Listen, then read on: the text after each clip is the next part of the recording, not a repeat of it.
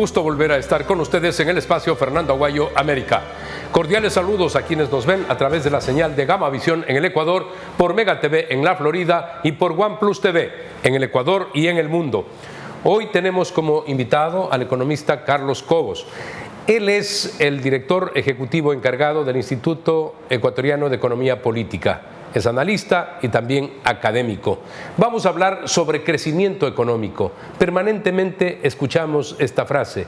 Pero, ¿qué es el crecimiento económico? Es la primera pregunta, Carlos. Muchas gracias, Fernando, por la invitación y un saludo a todos quienes nos están viendo en este momento. Bueno, el crecimiento económico para un país significa que cuando crece en relación al año anterior, significa que está creando económicamente, está moviendo dinero, por decirlo de alguna manera, es decir, está vendiendo más que el año anterior, se están creando empleos, podríamos decir que se está invirtiendo todavía más, creando mayor cantidad de bienes y servicios. Eso es una economía que crece.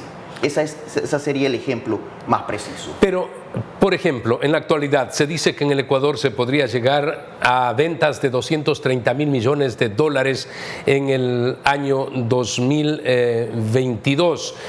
Hay analistas que dicen, pero eso no es crecimiento económico, se ha vendido más, tampoco es que es mayor utilidad para los comerciantes, simplemente se ha vendido más. ¿Cómo definiría esto? Bueno, es que aquí sí hay una parte importante, hay que ver qué tanto se vendió de más en relación a los años anteriores. Esta parte es importante porque algo que la gente no está sintiendo en este momento, a pesar del crecimiento económico que tuvimos el año anterior, estamos hablando del año 2021, un crecimiento de 4 puntos porcentuales, y para el año 2022 se espera un crecimiento de 2,7%.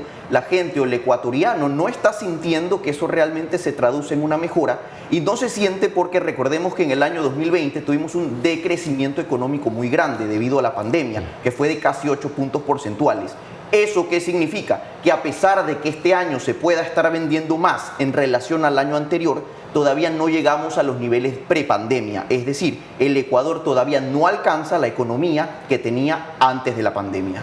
¿Esto le ha pasado a otro país latinoamericano, por ejemplo? Esto le pasó a la gran mayoría de países latinoamericanos con una gran diferencia. Recién en el año 2023 se espera que el Ecuador llegue a los niveles de 2019 o los sobrepasemos. Recién en ese año. La gran diferencia es que con la gran mayoría de economías latinoamericanas ya sobrepasaron ese umbral, es decir, estos ya mejoraron y ya están mucho mejor en relación a la pandemia. En el caso del Ecuador, básicamente se piensa que como no ha habido mayor inversión y no se ha reducido sosteniblemente, por ejemplo, la desocupación, porque aún se sigue mencionando por parte de las autoridades oficiales, presidente de la República, analistas, de que solo 3 de cada 10 ecuatorianos tienen trabajo. Entonces, es un indicativo de que no se ha logrado precisamente crecimiento económico. Bueno, el crecimiento ha sido escaso y desgraciadamente para los ecuatorianos el Ecuador no está creciendo a las tasas que debería. Deberíamos estar creciendo, digamos, como países como Panamá, por ejemplo, país dolarizado, muy parecido a nosotros. Podríamos aprovechar las ventajas que este país tiene como un centro regional en lo que respecta al sistema financiero. Por ejemplo, podríamos aprovechar ese tipo de cosas, imitar sus buenas prácticas financieras y que el Ecuador logre crecimientos económicos realmente grandes, entre el 4 y el 5% al año. Eso permitiría o significaría que cada año estamos creando más empleos que la población económicamente activa que entra a trabajar. Por eso los ecuatorianos hoy en día no sienten que el Ecuador realmente está mejorando o que hay más trabajo, pues cada año entran más personas al mercado laboral, pero no se está creando los puestos de trabajo suficientes para abarcar a todos estos. Y por eso sucede lo que usted acaba de mencionar, que solo 3 de cada 10 ecuatorianos tienen un empleo formal. Y esto viene acompañado de muchas reformas que hay que hacer, entre estas una reforma laboral, pues no somos un país atractivo para la inversión, más bien todo lo contrario, espantamos la inversión y no tenemos un marco normativo, un marco laboral que permita o incentive la creación de empleos. Se prevé para el próximo año un crecimiento del 2,8%. Con eso no estamos logrando mayor cosa. Esa es la realidad.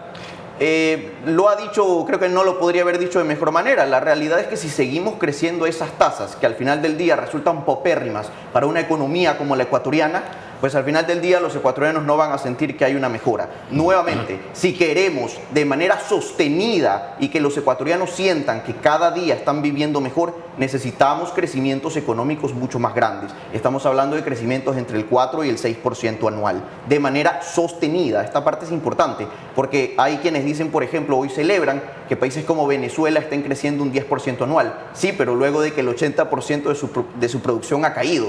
Es decir, eso no es un crecimiento sostenido, más bien todo lo contrario. Hay países como Chile que crecieron por varios años con tasas del 7%, lo propio Perú, 8%, quieren volver a esos niveles, esas economías crecieron indudablemente. Yo quisiera que nos explique, que sea muy didáctico. Hemos hablado ya de lo que significa el crecimiento económico, pero ¿qué países a nivel internacional notoriamente lograron crecimiento económico y pasaron de ser países pobres, muy similares a los países latinoamericanos, sin desarrollo, y en la actualidad son potencias en el mundo? Bueno, yo lo primero que destaco es que para 1820, el 80% de la población del mundo vivía en condiciones de extrema pobreza. Para el año 2015, según datos del Banco Mundial, solo el 10% de la población del mundo vive en condiciones de extrema pobreza. Y recordemos que la población del mundo se ha venido incrementando. Esto no se dio... Tenemos 8.000 millones de habitantes en la actualidad. Y esto no se dio de manera natural. Esto fue gracias al crecimiento económico que se da a partir de la Revolución Industrial. Y el segundo periodo de crecimiento muy fuerte fue con las reformas en países asiáticos, como Japón, Taiwán y Singapur. Ahora, lo que yo sí mencionaría, un país que creo que es un modelo a seguir para los ecuatorianos, es Panamá. Panamá es el país que ha crecido a nivel latinoamericano a las tasas más grandes, entre un 5 y un 6% anual, de manera sostenida. Esta parte es importante porque ellos han hecho las reformas necesarias que se necesitan para incentivar este crecimiento económico. Panamá es un país que tiene el famoso Canal de Panamá. Se pensaría que gana muchísimo dinero, pero los ingresos están en el orden de los $1.000 millones por el servicio del Canal de Panamá. Así que vale la pena reflejar esto también. Hay otro tipo de servicios como el financiero y otros más que han llevado a que Panamá sea un ejemplo, en este caso para un país dolarizado como el Ecuador y también El Salvador. Gracias, Fernando, por resaltarlo, porque de hecho muchos ciudadanos consideran que Panamá le va muy bien porque tiene el canal, pero hay algo que hay que dejar clarísimo, y es que según la autoridad portuaria del canal en Panamá, la cantidad de dinero que entra por este servicio ni siquiera alcanza a cubrir lo que respecta a los subsidios que el país gasta cada año. Y recordemos que ellos no tienen recursos naturales como lo tiene el Ecuador. Nosotros somos un país bendecido, probablemente el único país del mundo que tiene tantos recursos naturales. Panamá no tiene eso. Ellos tuvieron con una tierra muy infértil y aguas que desgraciadamente no están al nivel que tenemos los ecuatorianos, tuvieron que especializarse en algo. En este caso ellos se dedicaron al tema de los servicios financieros y, como ya mencioné también, las buenas prácticas financieras y un sinnúmero de propuestas en términos laborales, en temas de crecimiento económico, Estado de Derecho, apertura comercial, es decir, cosas que a los ecuatorianos no hemos llevado a cabo hasta el día de hoy. El caso de Uruguay, este pequeño país que también exhibe excelentes indicadores, que es un país que actualmente recibe inversión, como también lo recibe el Perú y obviamente Chile, la misma Argentina, con toda su crisis, es un país que produce cereales, hay exportaciones significativas especialmente a China. ¿Por qué el Ecuador recibe tan poca inversión? En la actualidad tenemos un gobierno de derecha, salimos del socialismo del siglo XXI, tenemos una gran relación con la Unión Europea, un tratado de libre comercio, con los Estados Unidos, súper amigos en los últimos tiempos. Ya veníamos con el señor Lenín Moreno también, pero ¿por qué no recibe inversión en el Ecuador? Y sin inversión, ¿se puede lograr crecimiento económico? Bueno, a ver, la realidad es que nosotros los ecuatorianos no estamos haciendo nada para atraer la inversión extranjera. Somos un país que espanta los capitales antes que atraerlos. Aquí hay una parte importante, porque el crecimiento económico, para que exista crecimiento económico, es muy importante que atraigamos la inversión extranjera. ¿Por qué? Porque la inversión nacional está limitada por la cantidad de ahorro interno. ¿Eso qué significa? El ahorro de los ecuatorianos es lo que se convierte en capital y posteriormente nos permite invertir a los ecuatorianos. Pero recordemos que las tasas de interés son altas. ¿Eso qué significa? Que no existe ahorro suficiente en nuestro país para poder crecer. Es el país con tasas. menor ahorro. Si nos referimos, por ejemplo, comparativamente con Chile, país que tiene más o menos la misma cantidad de habitantes, el ahorro en el Ecuador es mínimo. Entonces, exactamente, entonces no hay demasiada inversión nacional, por decirlo de esta manera, porque el ahorro es escaso. Lo que podemos hacer es atraer la inversión extranjera, es decir, hay sociedades donde el ahorro les sobra, por decirlo de alguna manera, y ellos pueden enviar ese ahorro a nuestro país. Eso se traduce en la inversión extranjera, y esto se podría dar de manera más rápida y sostenida si nos integráramos financieramente al mundo. Esto es, por ejemplo, copiar las buenas prácticas financieras de países como Panamá y empezar a traer a la banca de otras partes del mundo y que ellos traigan esa liquidez de todas partes hacia el Ecuador. Taiwán, por ejemplo, recuerdo 30 años atrás, tenía superávit de más de 100.000 millones de dólares. Por supuesto, Corea del Sur, en la actualidad, Singapur. Hay dinero en el mundo, pero el país tiene que volverse atractivo. ¿Será este 2023 el año en el que puedan venir esos capitales? Bueno, yo lo que diría es que primero tenemos que hacer las reformas necesarias. Estas reformas pasan primero por una reforma laboral, por ejemplo, para que sea fácil contratar, eliminar regulaciones excesivas para que sea fácil crear empresas y hacer negocios en nuestro país.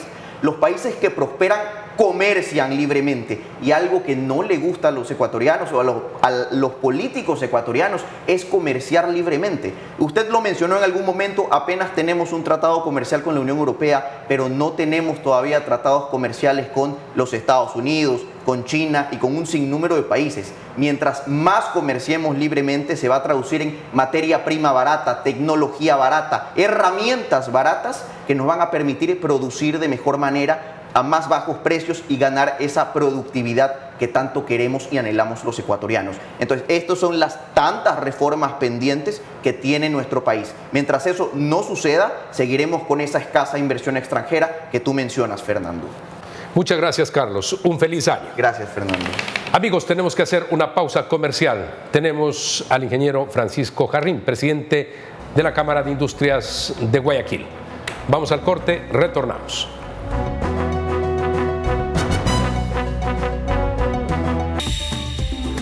Inicio de espacio publicitario.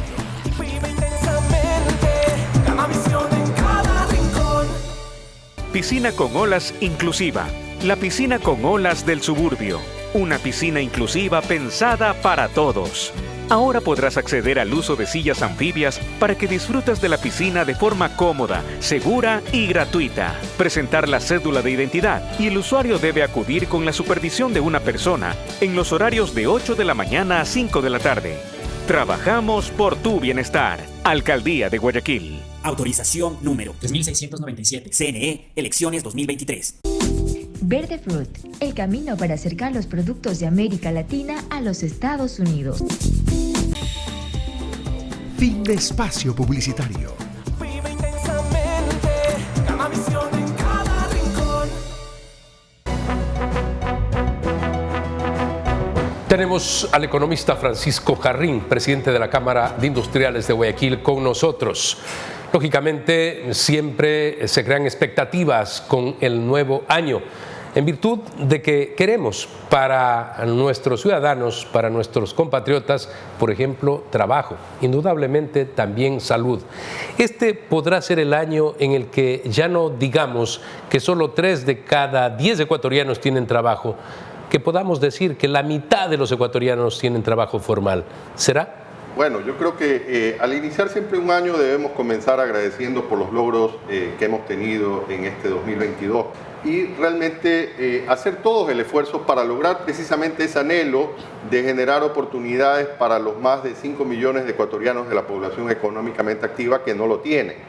Por eso nosotros desde la Cámara de Industrias en el año 22 comenzamos la iniciativa Inversión para la Reactivación del Ecuador, que fue un sueño que lo anunciamos en el 2021 y que realmente logramos convertirlo en un objetivo país. Sumamos a gremios nacionales, a universidades, a miembros de la sociedad civil, a diplomacia, a, digamos, gente de opinión política, económica, para sumar esfuerzos y trabajar buscando llevar propuestas concretas que permitan que el ambiente de inversión se mejore en el Ecuador. Esto llegó a un resultado. Nosotros entregamos 14 propuestas llave en mano en el mes de julio y realmente en noviembre, de hecho, tuvimos una reunión con el presidente de la República para revisar el avance de las propuestas. Al momento hay 4 ya implementadas y las otras 10 están con un grado de avance importante. Hemos seguido trabajando y entregado 8 propuestas más que esperamos en este año se implementen y permitan precisamente generar las oportunidades. ¿Se puede conocer en qué áreas se podrían dar esas inversiones para que en el 2023 podamos ver el reflejo y el resultado de esa acción que indudablemente dimos a conocer aquí en nuestro programa en varias ocasiones, una acción de la Cámara con la Academia para buscar inversiones? Exactamente, a ver, la idea es mejorar el entorno. Nosotros nos centramos en 5 ejes: financiamiento, tramitología, costos, incentivos, emprendimiento y mercado laboral. Eso va a permitir que tanto capitales locales como extranjeros vengan al país. Como digo, están en proceso de implementación y realmente de la revisión que hicimos en el mes de noviembre del año pasado con el presidente, muchas de esas se concuerdan. O sea, la idea es implementarlas y esperamos que en los primeros meses se implemente.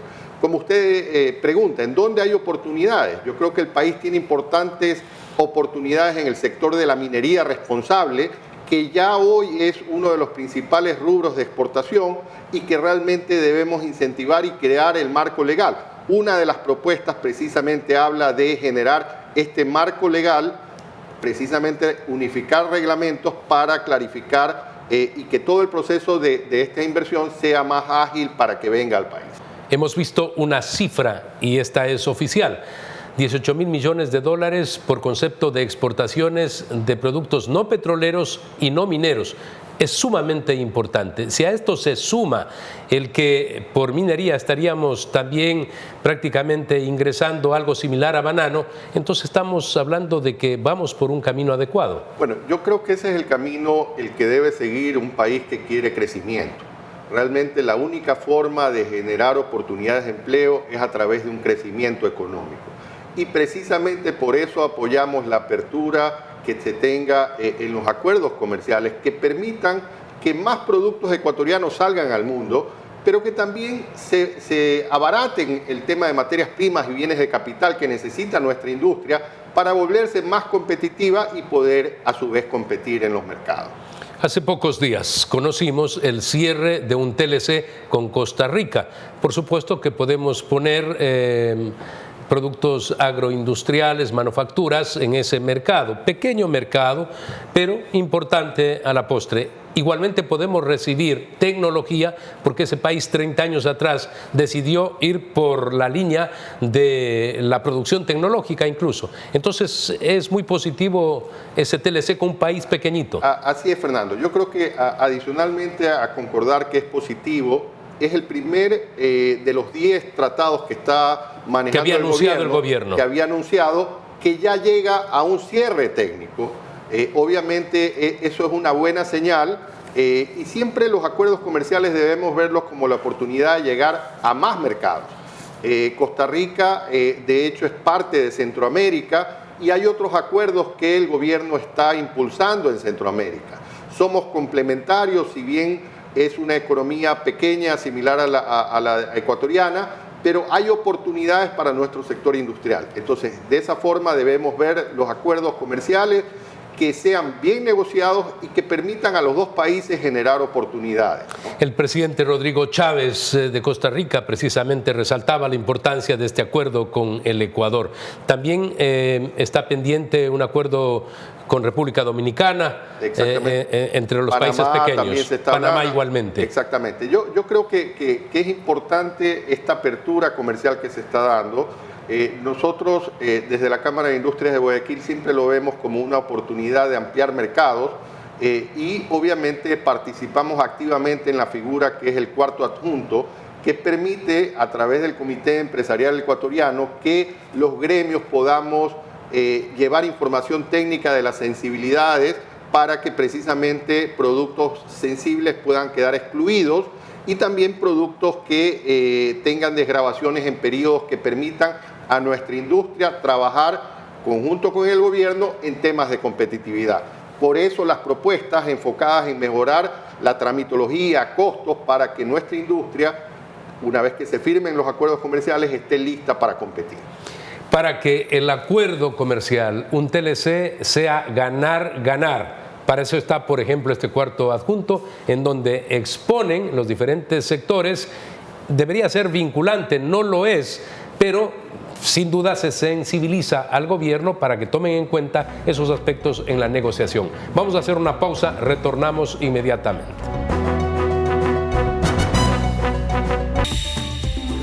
Inicio de espacio publicitario. Vive intensamente, Gamavisión en cada rincón.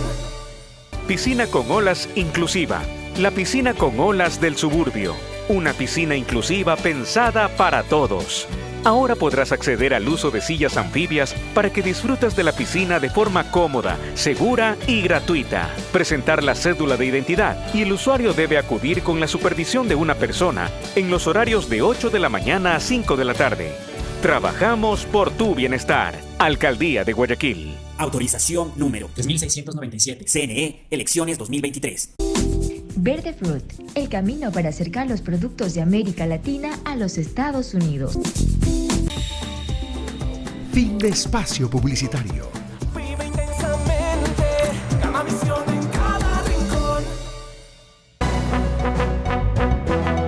Es indudable que un acuerdo comercial con China sería sumamente importante. Lo propio el acuerdo de comercio con los Estados Unidos. Hay pendiente también uno con Corea del Sur y con Canadá. Estamos hablando de países muy grandes, muy significativos. Ahí sí estamos pensando en grandes mercados, economista. Así es, y como le decía Fernando, la oportunidad es precisamente de esos grandes mercados llevar nuestros productos y también traer productos que nos sirvan para nuestra industria. Nosotros traemos mucha materia prima y bienes de capital de esos países que usted ha mencionado, el caso de China, Estados Unidos.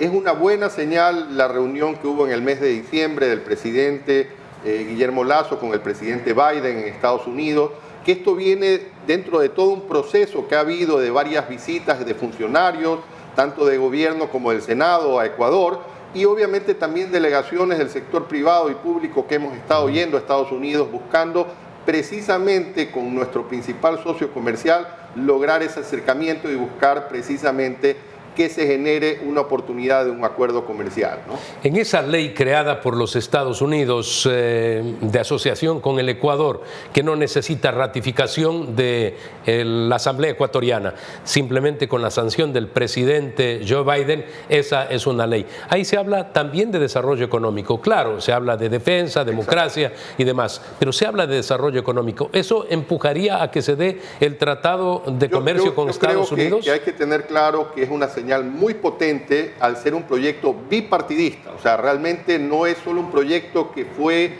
por una de las partido político. Exactamente, viene impulsado por los dos partidos. Y hemos visto en los últimos tiempos, tanto Donald Trump, republicano, como Joe Biden, están en esa relación magnífica con el país. Yo creo que hay que resaltar que Ecuador, dentro de lo que es Sudamérica, es uno de los países que tiene las mejores relaciones con Estados Unidos y ha quedado demostrado en la visita en el mes de diciembre que realmente se ve el apoyo de Estados Unidos en temas de seguridad, en temas económicos también, y obviamente también hay financiamiento para proyectos que el país necesita, ¿no?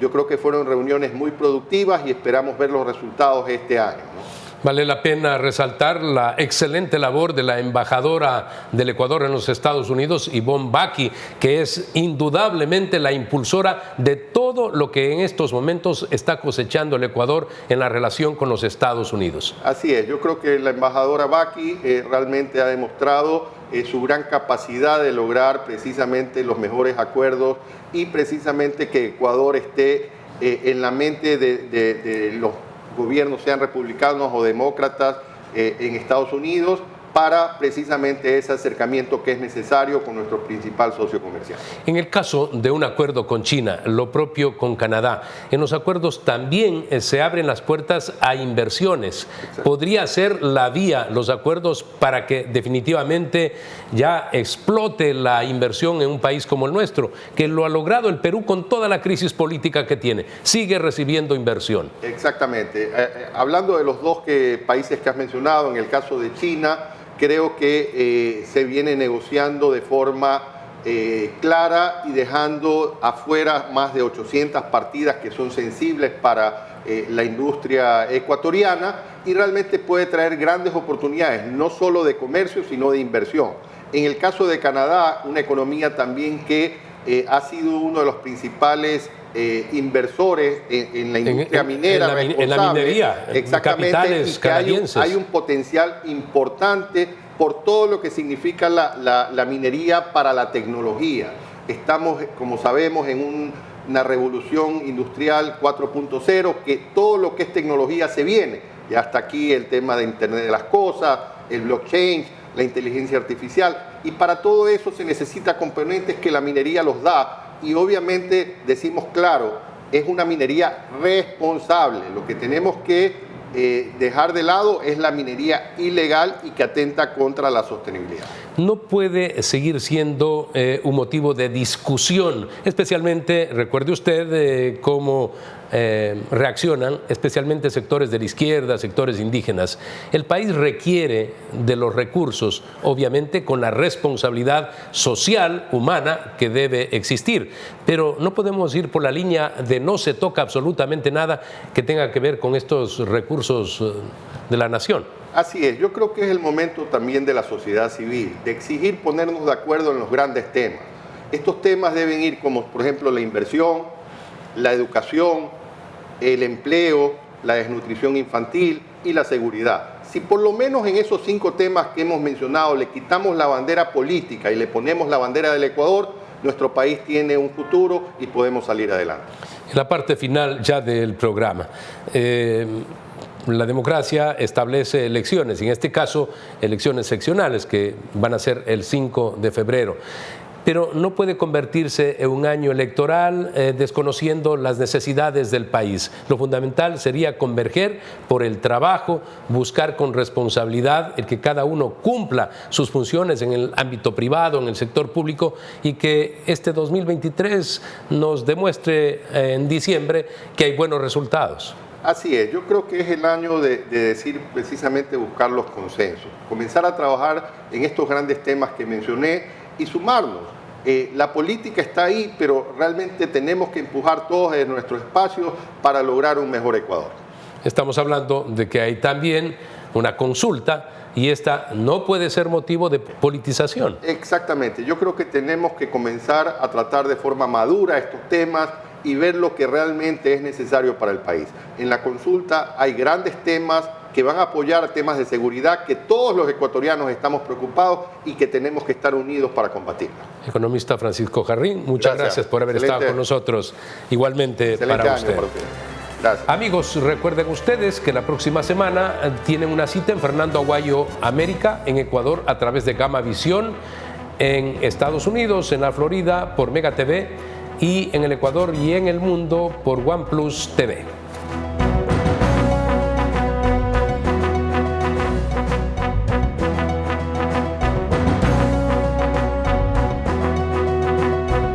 Verdaderamente cuando uno se encuentra muy mal administrado, por lo tanto equivocado, un país que tiene su sentido